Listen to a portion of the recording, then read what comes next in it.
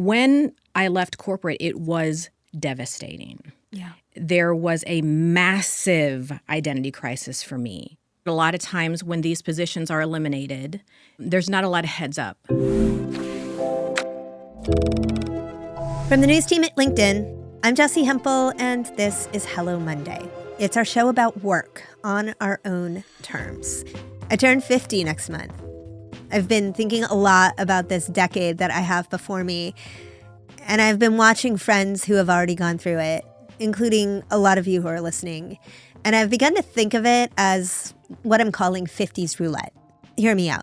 You begin your 50s, and you finally arrived at that big job that you were working your whole career for. Maybe you have a real sense of authority in the place where you work. Maybe you enjoy your work and really understand it. Maybe you're a little bit bored and ready for something else, but it's hard to leave that job because you've arrived. You look up and you realize there is no full-time opportunity out there that is as flexible, as exciting, and as great a fit as the one you can create for yourself. And that is when you choose consulting. Today's episode is for anyone who has made this choice. Because I really believe that too often we go about thinking about consulting all wrong. We think about it as the thing that we end up doing because the job market doesn't afford us other opportunities, when in fact it's just the opposite. Consulting is the best path that we have to flexible work in the future, work that allows us to exercise our best talents, and most importantly, to build the kind of wealth that supports our families. And that's what I want for myself. It's what I want for everyone listening. Today in the studio, we have Eloiza Domingo. She is the CEO and founder of a consultancy called FourTen. Eloiza is a lot like a lot of us. She was a powerhouse from the very start. She grew her career quickly in DEI, that's diversity, equity, and inclusion. And she did it at brands you know, like Johns Hopkins, and most recently, the insurer Allstate. She was the chief diversity officer. Now, last year, when Allstate eliminated that role, Eloiza looked up and realized she had a decision to make about her career. That's when she decided to found FourTen. Today, we're going to talk through in great detail the decisions she made along the way, what she did right that set her up for success, so that 8 months in, Eloiza is crushing it. Now, here's the thing. As you're listening, I want you to take notes because you're going to end up with a lot of thoughts, but also a lot of questions. Send those questions to us or post them because it's time to break the myths about what makes a good consultant and open up to the opportunity that this is the very best option for any woman in the senior level of her career. Now, on with the episode. So I joined Allstate in June of 2021, and they were in what a lot of companies are in right now is what is called transformation, which essentially kind of means figuring out how to either offshore talent or to kind of economically find more efficiencies, which also means, shutting down teams or reorging or, those kinds of things. And so I had not been through a large transformation at another organization. Right. And transformation sounds like such a positive, exciting word. It's so funny that you said that because that's how it's always sold, right? Right. And then as an executive coming into this company, I thought, oh, this is going to be really exciting. But then you learn like, oh, these are really hard decisions that any company has to make because they're about people and money, right? But you're also trying to maintain a culture of, it's for us, it was one Allstate, those kinds of things. And that's really difficult. Unfortunately, the leadership that brought me to Allstate at the time then switched within the first 3 months that I was there. And what was your title? I was Chief Diversity Officer. And I asked that question specifically because when you are at that level in an organization and the leadership switches, that's a big impact on your role. And a lot of times in my career and to people that I advise, we always say it really doesn't matter the work that you're doing or kind of where you are. Your manager really can make or break your experience because that's your direct tie to the organization or to other people. I came because the people who recruited me and really talked me through it, I wanted to learn from them, right? Yeah. Now, this has nothing to do, them leaving, they were pursuing their own careers, right? I just didn't see it coming. Sure. And then I had, I think, 6 bosses over the course of 6 weeks. Oh, 7 heavy weeks. sigh. Heavy sigh. we kind of went into the direction of pretty aggressive transformation. And Allstate decided in 2024 that my position was no longer necessary. And so they eliminated the role of Chief Diversity Officer. And I found myself sitting and figuring out, I have no clue what to do. So that's where I was in a year ago, actually, almost to the date. What do you remember about that first month, 2 months? Jessi. You can cry at the table. It's okay. Yeah, no, yeah. Well, you might see the tears. Devastation. Many times for the people listening on the podcast that are executives, you know that a lot of times when these positions are eliminated, there's not a lot of heads up because there is a protection around who is leaving, who's not, especially when you're in a role like mine, the Chief Diversity Officer of a major institution. And I was also I was used as one of the ambassadors of the institution, which I loved, by the way. And, so it was a huge surprise to me. And I found people calling me, recruiters called me immediately. I was in interviews, but it's funny you even asking me this because it was such a haze. Mm-hmm. It was just such sheer devastation. And that's why when you called me and asked me to do this conversation, I think one of the things that we tend to do, especially when you get into these senior level roles, my identity was this. Yeah. I have been an executive for a decade. I have been a senior leader for a decade. I have been one of those women of color who are in these roles, which is a rarity, right? I am also one of the few Filipinas that is a chief diversity officer in the nation. So you become that. This idea of who you are and what you do, that doesn't exist. It is one thing. Right. And so when it all went away, I was like, I don't know am I supposed to make donut? I'm not sure what I'm supposed to do now. How did that process evolve over time? You said recruiters called you found yourself in interviews, you're looking at the landscape. We also know that in 2024, the turn away from DEI picked up and continues. Yeah. And so it also probably was the case that there were less interesting roles 100%, available? Yeah. Well, and especially at the level that I was at. And the DEI stuff, like you said, was really under attack. I turned to a lot of mentors and asked, what do you think I should do? And it was very evident that it was like, well, they were all like, you should start consulting.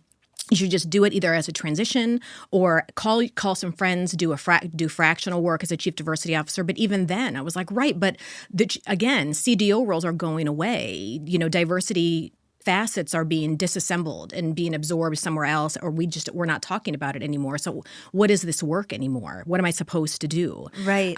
So yeah, that was also another, like you said, kind of this, I have no clue what even my career is anymore. So when other people introduced the idea of consulting to you at first, you weren't really sure. It didn't fit. No. Honestly, I saw it as a transition. I've consulted in the past, but I saw it as a transition. It was a transition between executive roles. But I didn't really see it as attractive. Yeah. And quite frankly, I really didn't know how to get in. I didn't know how to, like, what do I do? You call people? What do you do? So I didn't really know how to get gigs. Yeah. So where's the learning curve there? Yeah. Where does it even begin? Yeah. Over 80% of it, if not more of your time, is selling yourself. And then most of that time people are saying, well, no, I don't. I don't really need you right now, or we've got a team doing that, or thank you for your information. We'll call you when we need you. And then you say, no, but I could do it. Like, what do you got? I'll do it. Yeah. One of my consultant friends said, tell them that you will take small projects. And I said to her, what does that even mean? And she said, like a PowerPoint. I'm like, I have not done a PowerPoint.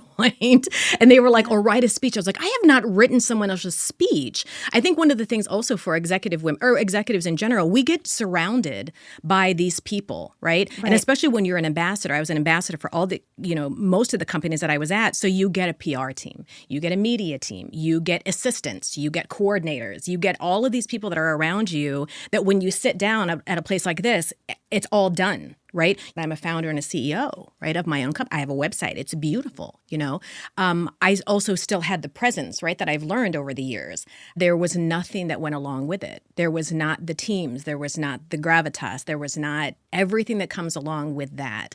Or at least for me, as like you said, as you grow up thinking, when I become a CEO or if I become a CEO, there's all this other stuff that goes along with it. That's not where is it then? Yeah, to say nothing about the financial contributions biweekly to your bank account. Correct. That's right. Huge.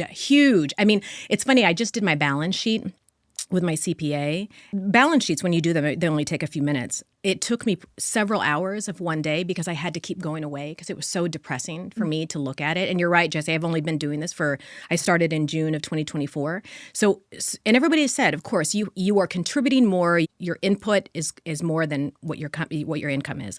I was prepared for that, but looking at it on paper was quite a shock. So well, that was a lot. We're 8 months after you have started. When you look ahead for yourself, maybe not today, but when you look ahead for yourself, do you see the kind of financial return that you feel will help you build wealth in the role that you have? Yes, I do. I've always been crazy optimistic, maybe to a place. So my kids are always like, don't say impossible around mom, because I'm always like, everything's possible. Like, you can always make something possible, right?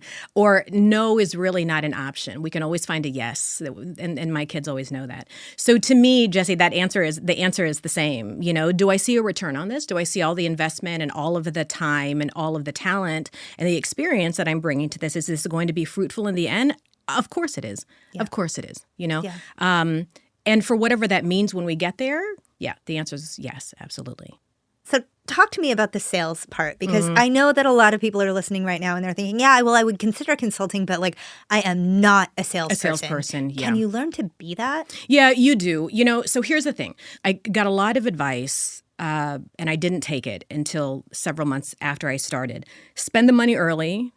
Find out what you're good at and what you're not good at, and pay people to do the things that you're not good at, okay? So I'm not good at selling myself. I didn't know what a value prop was. I didn't know what the elevator speech was. I hardly knew what services I was going to provide. Wait, you can just hire a person to tell you all that? Right, yeah. So I hired a couple teams, and they sat with me and asked me just questions after questions after questions, and they helped me build my business. Here are your 4 services. Here are the products that come out of you. Here's what this. I didn't know any of that. But if you think back to like the way that I had my teams in corporate, that's all that they did. Like, you know, you were, you know, my teams would joke, you know, you're going to be the Beyonce, right? Yeah. We've got the hair, we've got the makeup, we'll tell you the songs, you know, whatever. But we can't deliver it the way that you're going to do it. Then you go out and do that. So I realized, you know what, I can hire people to help me find that out. Once I had the value prop, once I had the services, the elevator speeches, I felt much more comfortable. And frankly, they also taught me how to say it, when to say it, what to write down, you know, so that helped. How did you find the them? Is this like prior networks? Talking to friends and asking friends, well, who do you know? Can I talk to people? You know, I trust my gut a lot. So when I talk to people, the companies, and ask them, well, do you do this? A lot of it was, how did I feel about them? You know, how did I feel about them working with me, or them being able to listen to me and pull it out of me? And then I just kind of went with what felt right. I want to go over this team, because it sounds like you have an incredible team of people. You have a financial advisor. Yeah. You have a good CPA, who does my taxes but also works with me on the business side. I have a very, very good creative person I have 2 creative people, actually. One person, Lemon Grenade, I'll throw them in there, Tommy Long, who is fantastic. And so he helps me. He built my website, he built the brand, he built the look. And then I have another creative and brand person who helps me with my PowerPoints and, you know, what are the pictures looking like? Do I take a picture with the dog? Where do I put it? I'm working with a new social media team. I'm going to talk with them this week, actually. And then I've got one of my former professors from Miami University in Ohio, Dr. Josh Schwartz. He helps me to build thought leadership and to really take things forward. And then I have a writer, Alyssa Abkowitz. She's amazing. And so she writes a bunch of stuff, has published me, helped, you know, get me introduced to you. Alyssa is how you and I know each other. Yes. She was a colleague of mine back when I was at FourTen, and is now a consultant. What is the connection between the brand and you? I am the brand. And I think that's one of the things, you know, you and I talked about this, but inferred it a lot, that women don't lean into, I don't think, is that it's okay to be the brand. Like, it's okay it's you, right? When I first started this and my friend was like, well, you just got to go out and call your networks and do a project with them. I found that once I told people that I was a free agent, like I didn't know what I was saying. I'm looking or I'm out. I got a lot of people who called me and they were like, you know what? Awesome. We would love to book you for a speech. We would love to book you for this. I wasn't marketing myself. I wasn't selling myself. And I kept thinking, why are they contacting me? And I asked one of my friends who was a very, very close colleague, and I said, why me? And I said, I'm really not trying to be arrogant. I'm just wondering why.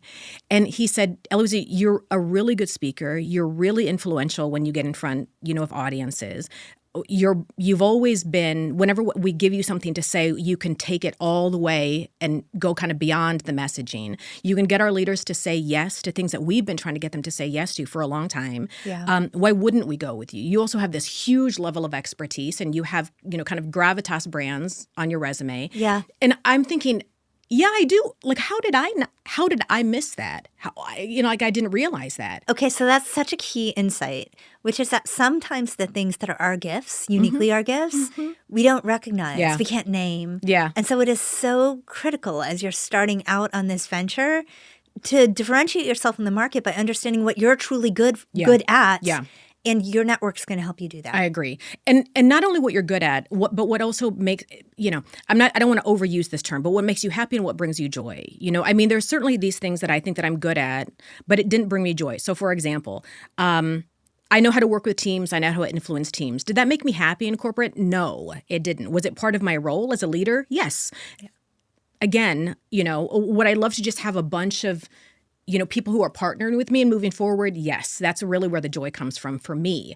So, 100%. So this is really why I think that I want women to understand that if you're the brand, that's okay. It took a while. Right.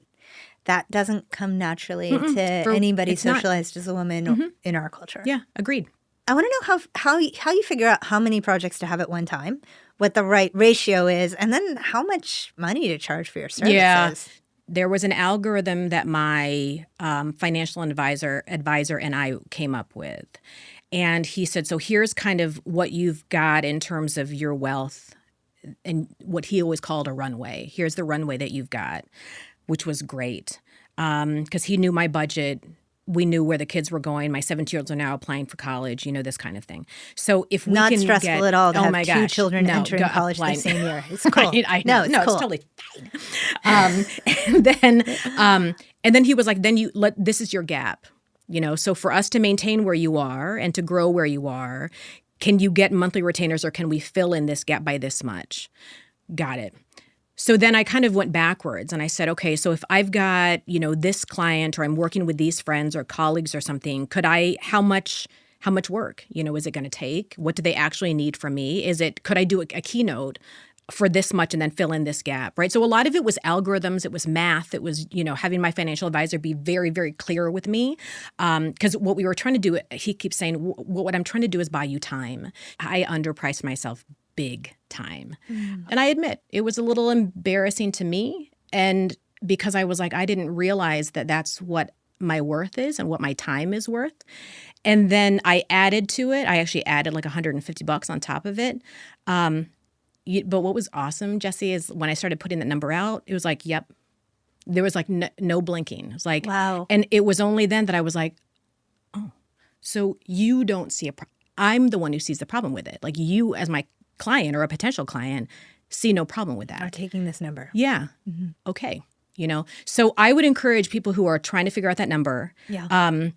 Definitely have somebody help you with that. Have somebody push you on that.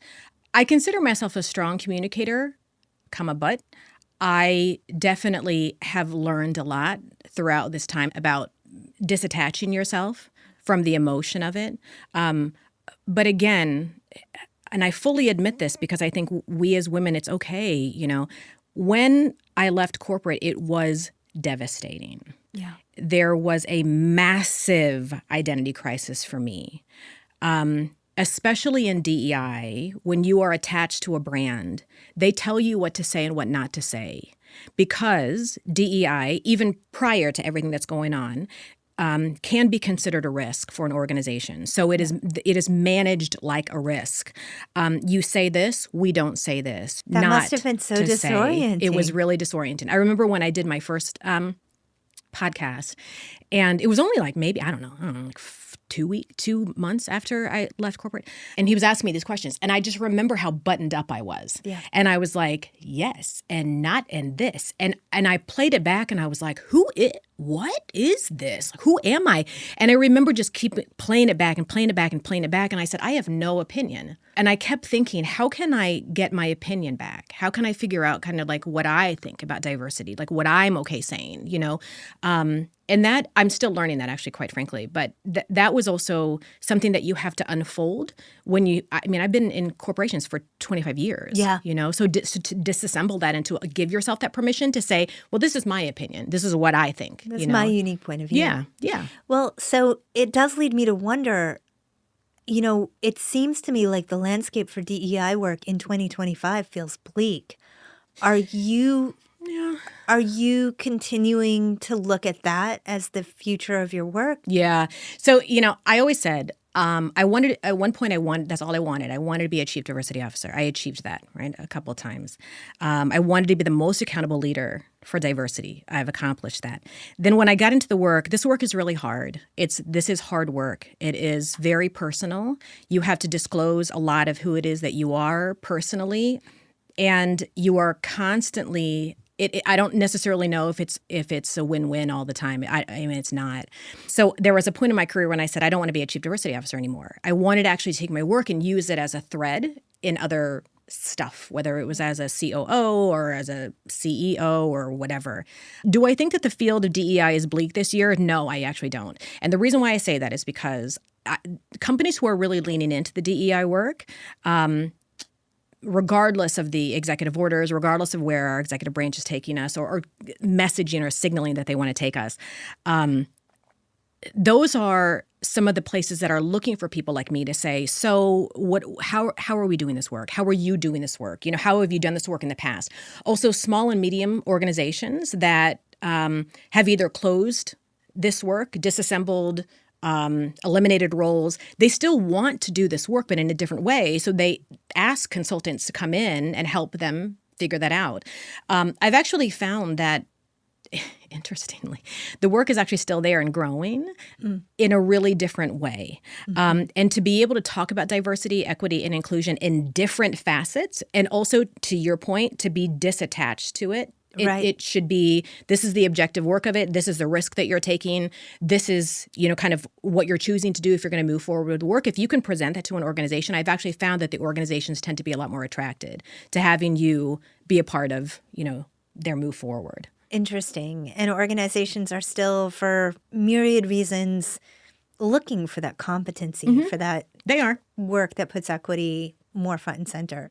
How do you measure your impact, and how do you communicate that impact to your stakeholders? Yeah. So number one, always pay attention to your final outcome, not what you did.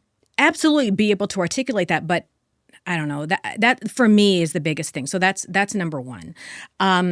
Number two, in terms of, like you said, articulating your worth, to be able to say that I worked with this company and I was able to impact after working with me, their retention went up by this much. Yeah. Or they saved this much money because I worked with them for only 6 months. Or their profit margin was actually changed because, or now they have this brick and mortar because of me and I only worked with them for a year.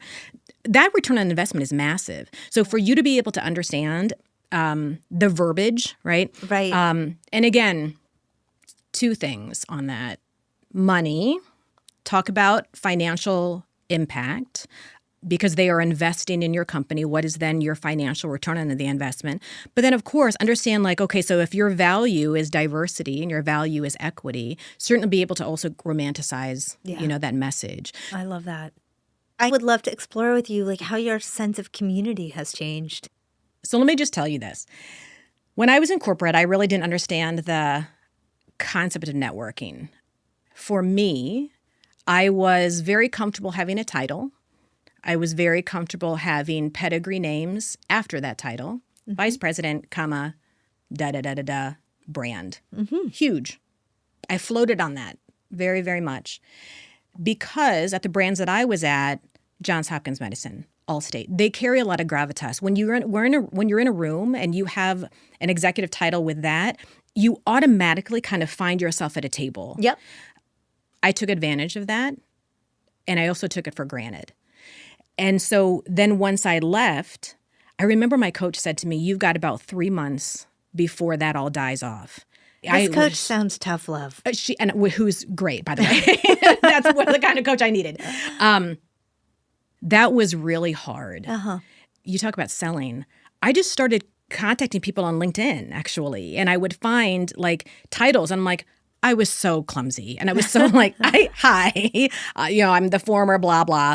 You look really interesting, and I would just look on LinkedIn. And I would just send 16 to 16 strangers. For every 16, I got probably 5 back.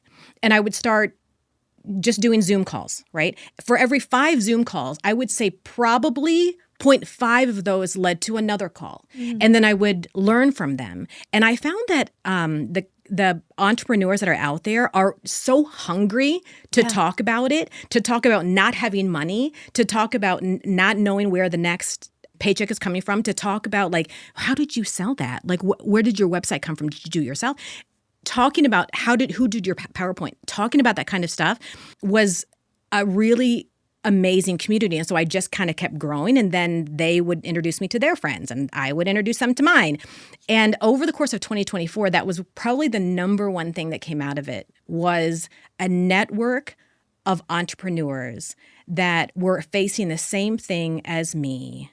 I think that's so rich. Your advice to just like get to a phone call with folks without an agenda is a pretty beautiful thing, not just for the business that will get you down the line, but for what it builds for you in terms of professional community. Yep.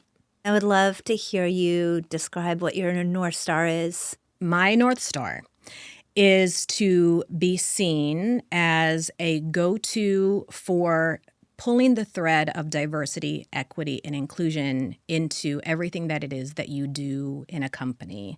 It's not for me about, do you need a chief diversity officer? How do you become a champion of this work and pull it through? And I would love to be seen as one of those individuals that can help you get there, that has a level of bravery and boldness and push, not just because of the work that I've done in my career, but also because of who it is that I am as a single mom, daughter of immigrants, having 2 sets of twins, living boldly. So that's kind of the North Star, is being able to take all of that and help.